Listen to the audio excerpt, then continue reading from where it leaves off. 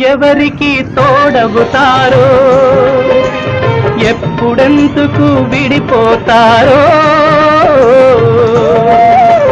మమతను కాదని వెళతారు మనసే చాలని ఉంటారు ఎవ్వరి పయనం ఎందాకో అడగదు ఎవ్వరిని బదులే దొరకదని